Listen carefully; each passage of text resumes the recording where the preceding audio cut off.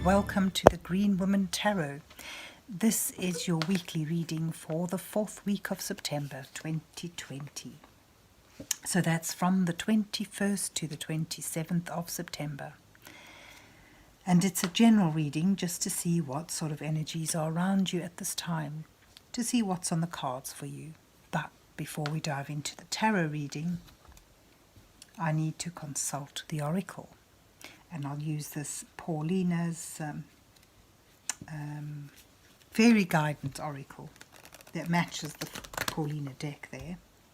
I'll use the Faerie guidance oracle to draw you a couple of cards to start your reading off with.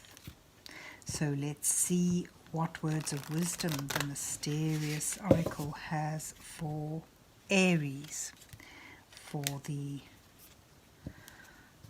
4th week of September 2020. What messages are here for Aries for the 4th week of September?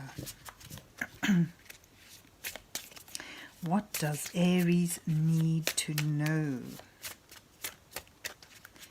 What messages are here for Aries?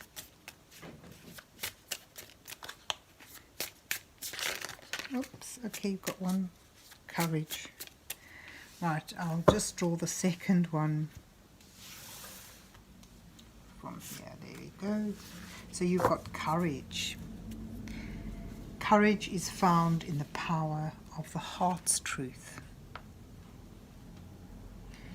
So there, courage is a kind of strength, facing obstacles, facing difficulties, with a certain belief that all will be well, that you can cope and that you will do it. Resolute. Look how she stands, all resolute. So courage may be needed. And what's your other card? Creativity. Nice. Allow your creative spark to work magic. Sometimes, we hide our creativity. We don't think it's anything that's worth investing in, that people want to see. And pursuing a creative dream, a creative endeavor, may take a lot of courage. So there you have it. Have the courage to be creative. But let's see what the rest of the reading shows. I'll move those a little more out the way. So let's see what you get. What's on the cards for Aries for the 4th week of September 2020? What messages are here for Aries for the 4th week of September?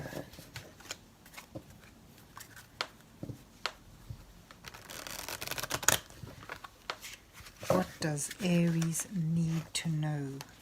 So I'm going to draw a 4-card spread for you again, Aries. The first card will show you where you are. A second card will depict your challenges at this time. And the third card will show your advice from Spirit. And then the final card will depict your possible outcome. And beneath those 4 cards, I'll do an underlining row of cards to act as clarification cards. So you've already got 2 cards coming out here. You've got the Tower, momentous change, epiphany. You've got the Chariot.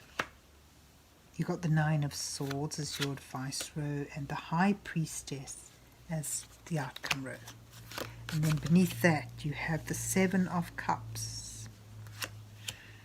And you have the Empress, the 9 of Pentacles, and the Hierophant. And then Page of Wands at the bottom of the deck, which really links into your creativity oracle card. It pretty much says allow your creative spark to work magic, to begin. So where are you now? A major change. This may have been disruptive. I think, there's been some dithering, some inability to choose clearly options which may have been presented to you. And somehow linked with that dithering, linked with that faltering, that indecision, a change has come about. So outside forces have like pushed things forward. It's almost like you've had this going on for a long time, and then something has happened, something that really disrupts your foundational belief system, your life, and throws things off balance for a while. You know, it's frightening, it's scary, it sort of, but what it does is it sweeps away a lot of fuzziness. Once the storm, you see there's a storm cloud, once the storm is over, you'll see the new land washed clean, and what wasn't stable, what wasn't secured, has been washed away, so that you're left with a clean slate to begin again. And that's sort of perhaps this dithering, this inability to make a clear decision has brought about the energy that has evoked this big change. Even if it's simply a moment of epiphany, it needn't be a catastrophic event. But there's been a big move, a big change, and it's been sudden. And, you know, I think it's left you feeling even more wobbly than before. And the Chariot sort of here, as your challenge is trying to regain that sense of balance, trying to find where you are, trying to find your footing again after this sweeping change of energy. And find that direction that you've actually probably been seeking for a long time. Your challenge is to find that path, get a balance, get in the driver's seat, take hold of the reins and go for something. But it's still a challenge to you. I get a sense that you've got your sights on something creative, making something beautiful, something that, you know, you've dithered around for a long time. And I think this Tower moment has been a nudge to get going, to get in the driver's seat and begin it. To find the courage to start this, because it's, you know, wonderful dreams and creative endeavours often get left on the back burner because they not only require time and effort and focus and resources, they require sort of self-belief, that sort of courage that you can do it, that conviction that you can create something, you can manifest something beautiful and abundant, that you've got it in you to nurture this idea and bring it into fruition. So that's why I think you've got the courage. Put it at the bottom there. And the creativity, sort of really linked. Your advice from Spirit is, yes, don't think too much about it. Don't allow worries and distress of whether you're going to be able to do it, whether you're going to have the money to pull it off, whether you've got the time. You know, all this overthinking, going round and round in your head, and not just getting in that driver's seat and doing it, not just beginning it.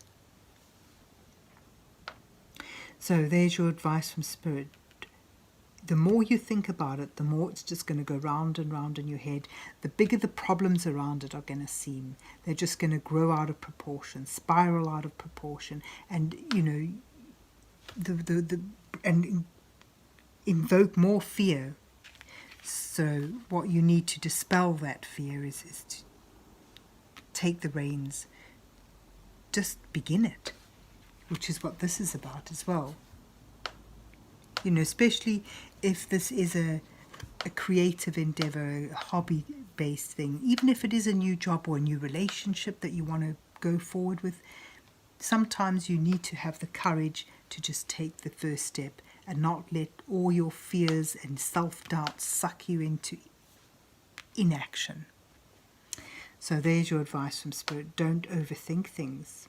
I mean, certainly we've got to be moral and use our integrity, but, you know, we can sometimes stall starting great ventures by overthinking things. And then you've got the Nine of Pentacles. I think this sort of shows, yes, don't just sit there fretting and worrying about the negative aspects of it. Begin it. Put your energy into it. Make those practical steps. Start it and focus on it. You can build up something really stable and secure, something of value. and something that provides a sense of luxury in your life, even if it's just, you know, having made a beautiful thing. It needn't be, you know, abundance of financial wealth, but it's of what is value to you, coming into your life and bringing you stability, security, comfort, and a sense of achievement and independence. Then your outcome row shows that, you know, this murkiness, this lack of clarity begins to clear away as you find the answer within. You begin to realize that this knowledge, this clarity that you've been seeking all along is there, and you're able to tap into it and bring it out, bring it up to the fore, and intuitively find that you're on the right path. And the Hierophant shows that, you know, this may lead to more learning in a structured and organized way. It's going to be something that holds the key to further spiritual development. You've got two pretty spiritual cards here, the High Priestess and the Hierophant, the High Priest.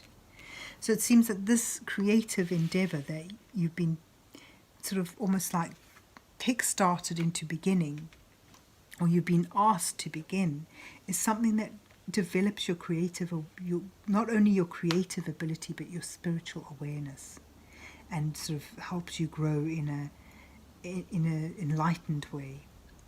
So I just get a sense of, you know, answers coming to you, and you find that you can intuitively tap into that creative energy, that creative drive, and bring it forth and continue to manifest creativity.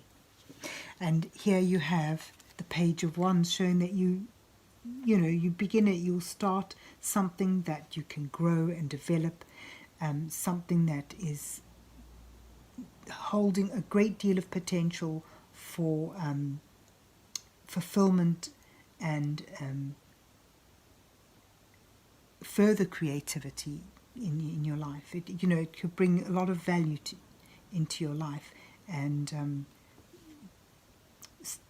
potential for stability, security, and a continued growth of creativity. It's just like as you begin it, it just grows and grows and grows, and sort of something that can go a long way if you can just begin it.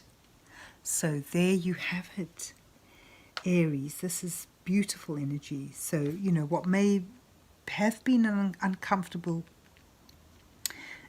tower moment, it sort of kickstarts you into really seriously considering taking action, beginning to manifest a beautiful creative endeavor, a dream that you've probably held on and put on the back burner for who knows how long, and you're advised to stop overthinking about it, to concentrate rather on creating it, putting your effort into it, doing the practical, mundane, small steps one at a time to build it up into something of fruition, something that opens up more potential for more creative endeavors, and also as a bonus, something that sort of brings a heightened level of spirituality into your world and brings knowledge from within to clarify things that have been clouded and murky in your thinking.